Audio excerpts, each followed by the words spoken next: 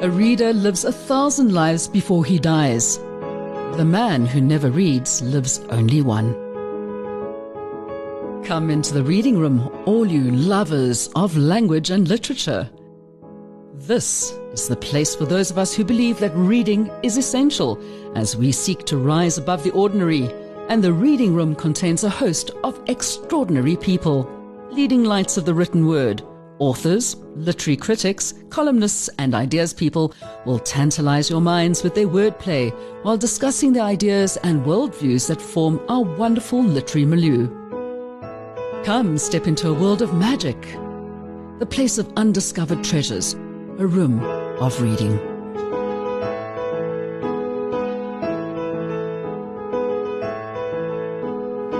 And welcome to it. Yes, this is the place to be if you want to find out about things environmental and things that are written about environmental issues.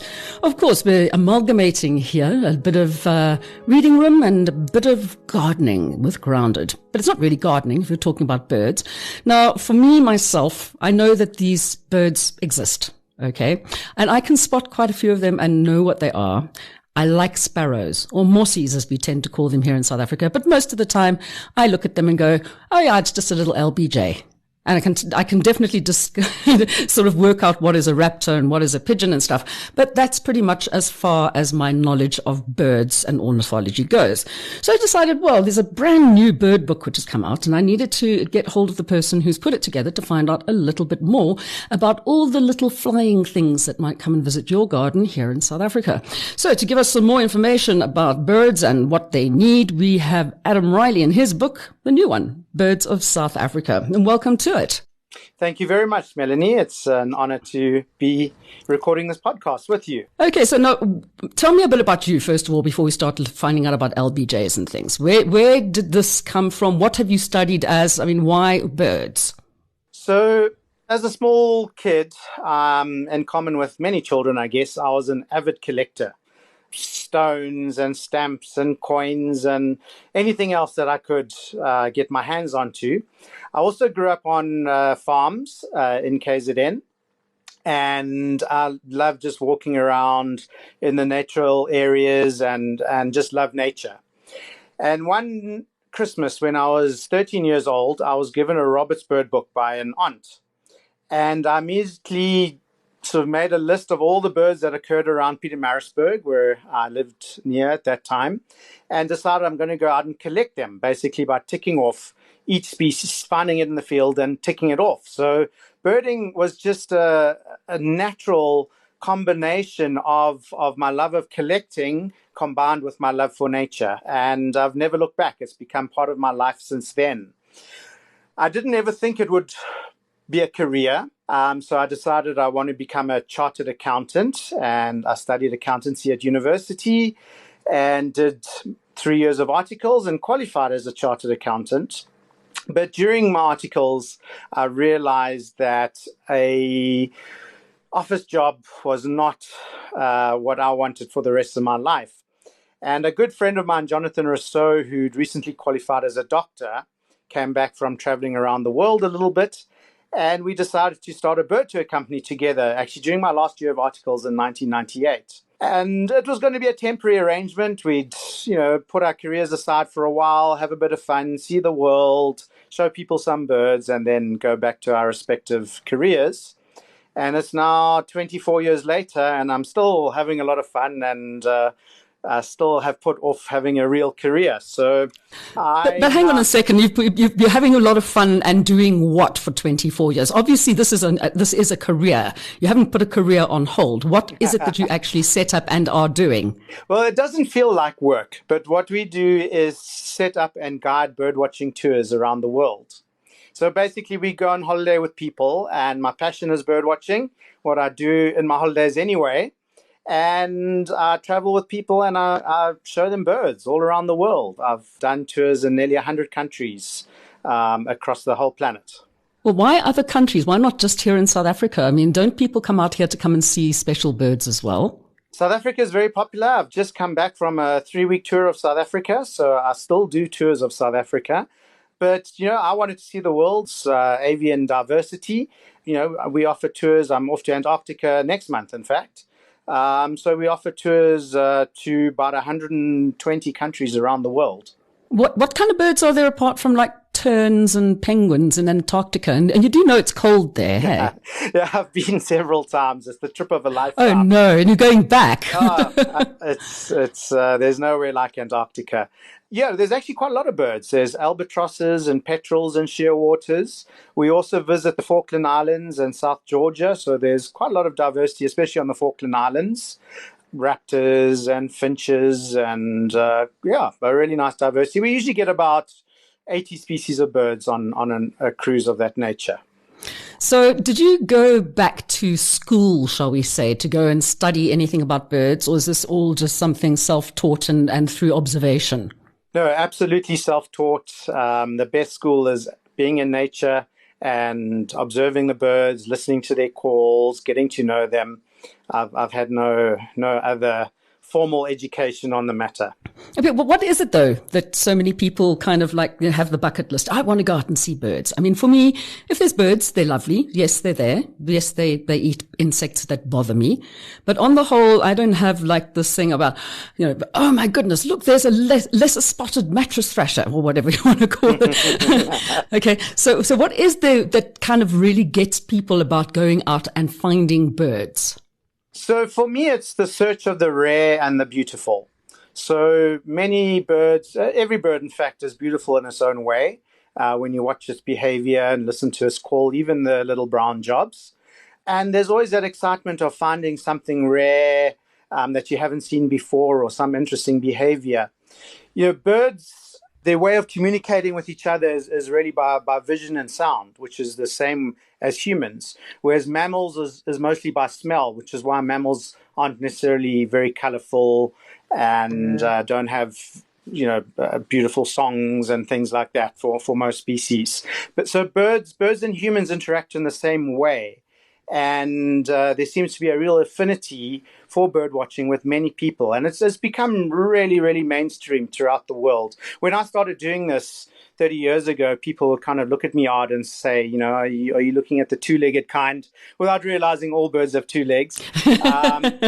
But nowadays it's bird watching is considered the second biggest outdoor hobby after gardening in the USA. And it's actually being reported in sports sections of newspapers. So, and even here in South Africa now, I can have a birding conversation with almost anyone that I meet, and they'll have some sort of awareness or knowledge or interest in birds. And it wasn't that way 30 years ago by any means. But then why do you think there has been this explosion in people being interested? Is it because they're just becoming more environmentally aware, that they think about the species that are dying out? Maybe we have to see them before they die. Why would suddenly all of the people in the world think, oh, this is something I really want to get into doing? Or is it just because, I don't know, everybody else is doing it, so we may as well do it too? I think there's several aspects to it. COVID certainly has had a role to play more recently in that people were stuck in their gardens and started spending more time in their gardens and noticing the birds that were coming and going. There was actually a birding lockdown challenge during the 5 weeks hard lockdown, and we had over 1,200 people sort of enter their lists of what birds they were seeing in their gardens or the property that they were locked down in. So definitely COVID's increased the awareness of it. But I think just generally the zeitgeist of sort of hunting days or whatever have changed, and people are more aware of nature around them. And, going to big game reserves, seeing lions and things like that is amazing.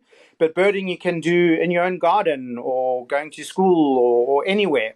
And the wonderful thing about birding also, you can just be at the interest of seeing the birds in your garden and enjoying them and not needing to know their names, all the way through to trying to see 10,000 species around the world and knowing every single call. So there's a vast spectrum, and it doesn't matter where you are on that spectrum. As long as you enjoy them, that's all that matters.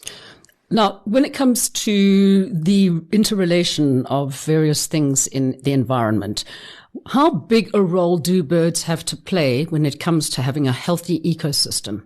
Yeah, birds are vital, all the way through to large raptors that will control some of the rodents and locusts and things like that, through to tiny birds that that eat insects and aphids that we don't even notice.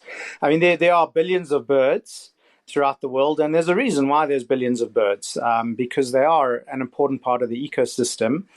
And there's also an important reason why there's nearly 11,000 species of birds, because they've evolved to fill certain niches, and they're needed in those niches. So they are a vital part of the ecology. And, birds are often a great indicator species of the health of an environment. As soon as your vultures disappear and your ground hornbills and your secretary birds and large eagles, that environment is being compromised. So they are used throughout the world as indicator species. Okay. Now, my dad always used to say that the day that you don't see sparrows anymore is the day that the world is in trouble. Do you think that's true? Yeah, absolutely. Birds are important, and if they're dying out, there's obviously something very, very wrong with the world, and that's happening in Europe in particular.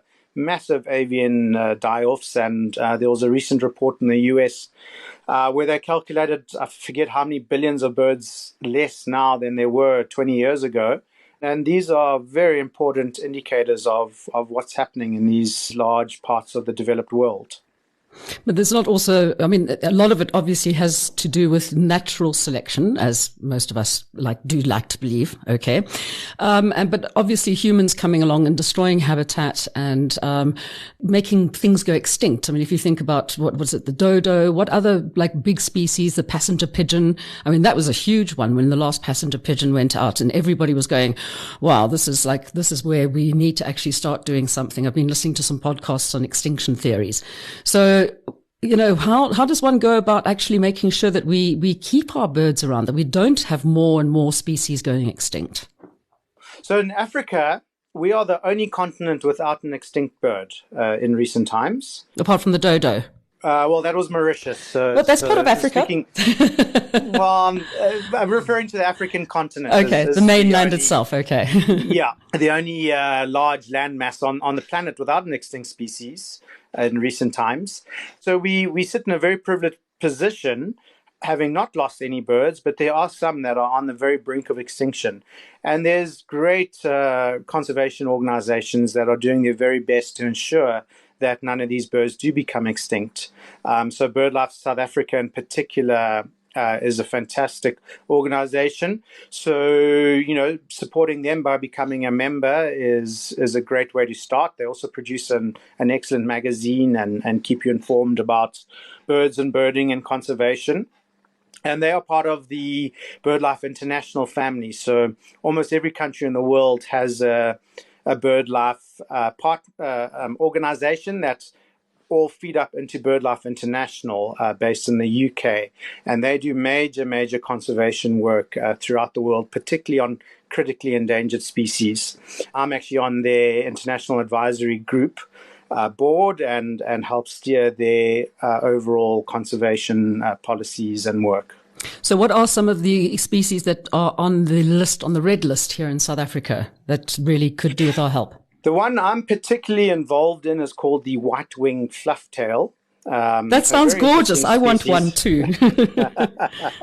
It's a very cute little bird that lives in swamps and marshes and is listed as critically endangered, which is the most endangered status before extinction. And it was only known from a small one final marsh in Ethiopia that we've managed to save, and it pitches up there once a year and breeds, and it's there for 2 or 3 months, and then during our summer it arrives for a couple of months a year. And they always thought it was the Ethiopian birds migrating down to us, but through the conservation work that we've been doing, we realized only a few years ago that they actually do breed in South Africa.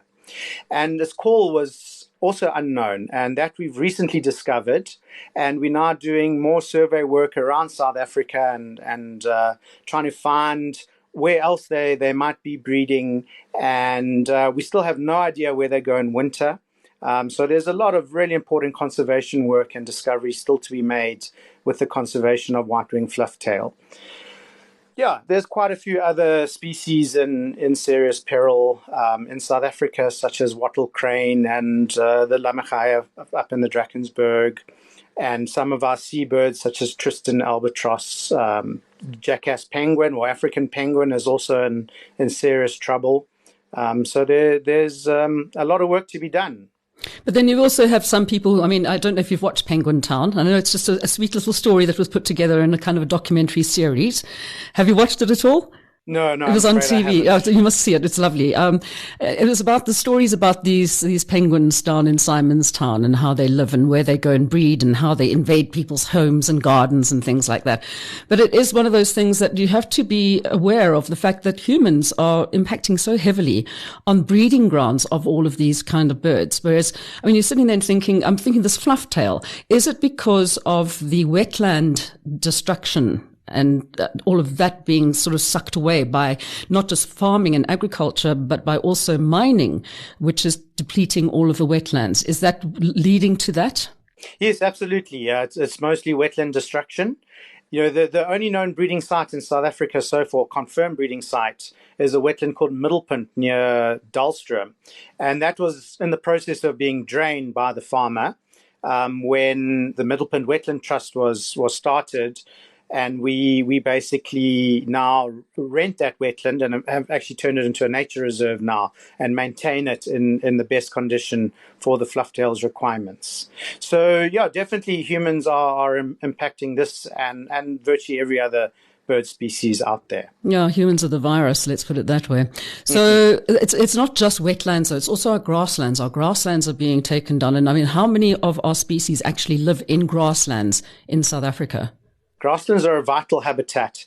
And in South Africa, we have many endemic species, meaning they only occur in South Africa, who are entirely reliant on grasslands. And a lot of the world's grasslands have been destroyed because it's the perfect place for farming and for timber and so on. So species like blue swallow, we're down to close to only about 20 pairs left in South Africa because this grassland habitat has been used for forestry. Oh, my goodness me. My father was very, very fond of the swallows. He was a bit of a twitcher. So, I mean, the only bits of things I know about birds is basically from what he told me, but he used to call them squeakies. And he was so happy that his squeakies would come back every single year. Me, I'm just happy if the mossies arrive. So now, your book. So it's a lovely little portable book, as they call it. It's a very portable, small book. Why a new book on birds? I mean, you've already mentioned Roberts, and of course you've got Newman's, and they're all of these books that have been, around for years and years and years. And immediately you think, okay, I need a bird book. Right, we're going to get Roberts. What went through your mind to say, right, let's put out a new bird book, okay, of birds of South Africa? Why did you decide to do this? So it actually wasn't my decision. I was contacted by Bloomsbury Helm, which is one of the largest publishing houses in the world, based in the UK. And they've done a lot of bird and wildlife field guides. And this is a new series that they're putting out for many countries around the world. Mine is the second one, Birds of South Africa. The first one was Birds of the Middle East, but they're doing it, as I mentioned, for many countries. And the idea behind these smaller portable field guides is that they don't cover every single species. So in South Africa, we have 870 bird species recorded now. My book only covers 350. And what I've done is I've carefully chosen the commonest and most prominent 350 bird species of South Africa and only covered those species. Very simple, clear text that will help you identify it, understand where it occurs and what its call is.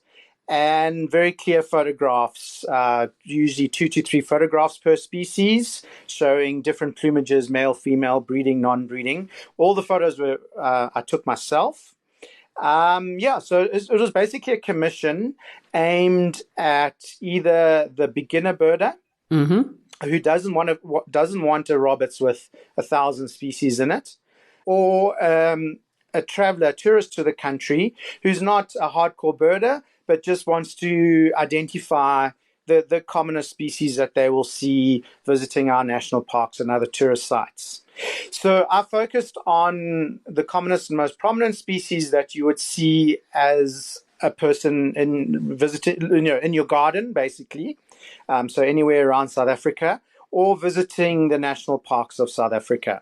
So I've actually have not that comprehensive coverage, particularly of grasslands, mountains, forests, and even out at sea. But I have a pretty comprehensive coverage of garden birds and especially bushveld species. And if you go to Kruger or the Zululand Game Reserves or Kigalagadi Transfrontier National Park, etc. But it's, for the average person, probably 95 to 98% of the birds that you see whilst you're out birding will be covered in this book, even though it covers less than half the species of South Africa. And how is it organized? I'm actually just paging through at the moment looking for owls. What page is owls on? I'm like I love owls. I have a huge thing about them because the only one that I have is a spotted eagle owl that sits in my suburb and says they're going, hoo, ooh, ooh, with the other ones coming back at you. Exactly. And I need to get on to you as well about, you say that it helps you with the calls. I can't hear anything except for pages rustling. How do I hear the call of the bird? Come on. Well, let's go to page 126 where you'll find the spotted eagle owl. Okay. And here's my description of the call. The call is a typical owl-like hooted hoo hoo, often in duet and at varying pitch. Okay, but you still don't know it's a specific pitch that they're doing at. So why have we not got a sound companion so we can listen to the calls of the birds as well? Yeah, that's a good question, but it was beyond the scope of this book. This was sort of just very simple information for the beginner or the tourist who wants to learn a little bit more. So it's for somebody who's getting into it for the first time as well. I mean, I'm sitting here and saying, oh, I know that one. Oh, I know this one. I've got, there's flamingos and there's an ostrich. I know what an ostrich is, so that's great. Exactly, yeah. So at the back, I do have a further reading and resources section, and it actually guides you to several apps and other online resources where you can get the bird calls and deeper level of information, as well as more detailed bird books. Now, is there anything that after you'd finished putting the book together that you thought, I should have put that one in, or do you think that you've got it covered? I think I've nailed it pretty much with the correct allocation of the 350 species. You can always argue this one should have been in and that one should have been left out. But it was a judgment call, and it's not an accurate science. But, some of the species that I included are not necessarily the very commonest birds. But if you saw it, you'd say, wow, what is that bird? I'd love to know that bird's name. Mm. So they are also in the book. Whereas I've left some of the commoner little brown jobs out. For instance, I've only got one pipit in the book. Pipits are very similar. 99% of the pipits that you see are going to be African pipit. So I just included African pipits and said, this is the most likely pipit you're going to see. There are others, but it's probably this one. Yeah, if it looks like that, it's one of those. Yeah. Yes. It was climbing. There's one that I found in my friend's garden in Parkview, and it was climbing up the tree sideways, up the branch. And it kind of looked like a woodpecker, but I have no idea. She's saying, what is that? I'm like, do I look like I'm a twitcher? Okay, I might be shaky every now and then, but I'm definitely not a twitcher. But I have absolutely no clue what it was. And I was like, is it a hornbill? Is it like, why would it, like instead of flying up into the tree, why was it climbing up the tree? Why do birds do things like that? Yeah, it could have been a woodpecker or possibly a wood hoopoo. But yeah, I mean, each bird has its own way of making its living. And they all have their particular niches, which is why they evolved to be as they are. And certain birds feed in the little cracks in the bark and pull out grubs and other insects. And that's the way that they do it, by climbing up trees and then going down to the next one and climbing up and digging in the crevices. So that's, or tapping and hearing for any hollows, which is what woodpeckers do. Okay, so at least I didn't think I was going mad then. Now, when it comes to how many birds you've seen, out of the 870 species of bird in South Africa, how many have you ticked off? I have seen all but 2 of the 870 species in South Africa. The ones I'm missing are vagrant seabirds, but I haven't necessarily seen them all in South Africa. So I've traveled the world extensively, and I've seen over 8,000 of the world's 10,000 plus birds. Of all the South African birds, many I have seen in South Africa, but others I've seen that are vagrants only sometimes appear in South Africa. I've seen elsewhere. Mm. Okay, so now for you, the best birding hotspot in the world. I mean, for me, the place where I've seen the most was in Seychelles, surprisingly enough, on two islands, on Orid and Fregat. Okay, they are actually, one of them's a bird sanctuary. So people are only allowed to go over there, and they've got spiders the size of your hand, which are catching birds as well. So, but for you, where is the best place to actually go and check out birds? Phew, that's a tough question. I've been to so many places. So you go to a place like New Guinea, and they've got these incredible birds of paradise. But it's quite a difficult place to bird watch. Africa is fantastic for birds, and a lot of our birds are very obvious and prominent and colorful. So it really is a birding continent. However, South America is the bird continent. So South America is much smaller than Africa, yet has 50% more bird species. So a country like Colombia, which is slightly smaller than South Africa, has 2,000 bird species compared to South Africa's 870. And so I would say along the Andes in Colombia, Ecuador, Peru are probably the best bird watching sites in the world. In fact, the world record for the most number of species seen in a day is held by a friend of mine who saw over 440 species in 24 hours in Ecuador. His eyes must have been really tired. That's all I can say. Yeah, it's a phenomenal number. The South African record is in the 330s, so we're not far off, but there's a big difference between those additional 110 species. Okay, so now you're the co-founder of Birding Direct, which is where you put these trips together, where you take people out, yeah? My main company is called Rock Jumper Birding Tours. That's where we do our guided birding tours around the world. Birding Direct is actually a new company that we've recently launched that puts birders directly in touch with the best local guides and operators. Okay, so where to next for you? I'm off to Antarctica next month. And really looking forward to that. It's just a most incredible wilderness and experience to travel there. Where else? I have trips planned to Taiwan and to Bolivia and Brazil coming up next year. But yeah. What's it life? I mean, are you going to go back to your day job at any stage? No, I don't think so. I think this will do me for now. All right. Okay. So people, of course, they can get your books where these days? Online through which stores? So this book is available in all the major bookstores. Exclusive books. I'm sure it'll be coming into the shops in the national parks and so on. You're also welcome to contact me. I'll be doing several book launches here in KZN at the Hilton Arts Festival, at Exclusive Books next week. But I'm sure it can also be ordered any of the major online booksellers in South Africa. So which is the best way to find you? On your website? Have you got a website? Yes, I do have a website, rockjumper.com, www.rockjumper, rockjumper.com. And you can contact me through there or info@rockjumper.com. I thought they were supposed to be called rock hoppers. What's this rock jumper thing? So rock hopper is a penguin. Yes, I know. Rock jumper is a very special bird. There's two species, and it's entirely restricted to South Africa and Lesotho. The one species down in the Cape, the other's in the Drakensberg. There's a picture on the top right-hand corner of the book on the front cover. And they're actually such a special group of birds that they're in their own family.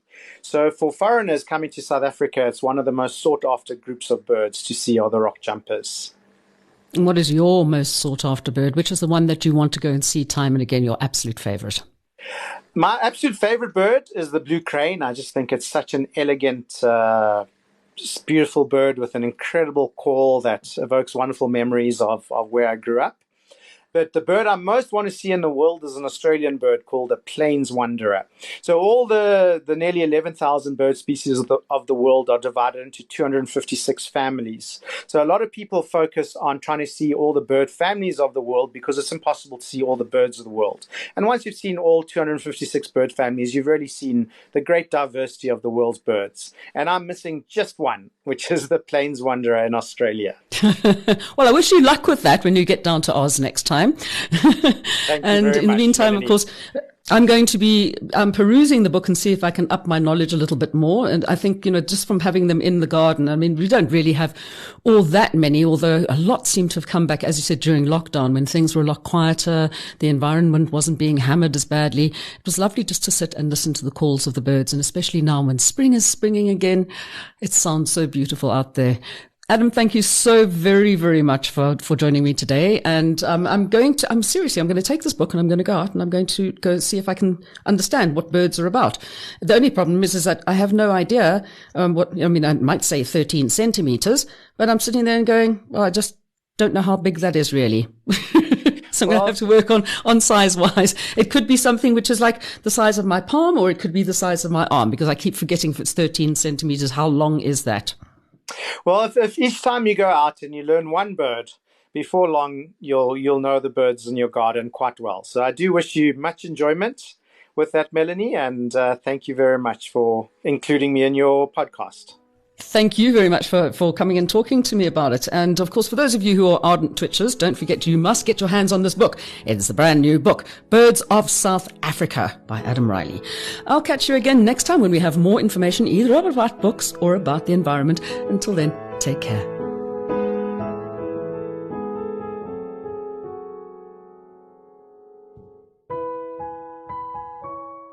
You've been listening to another production from Solid Gold Podcasts.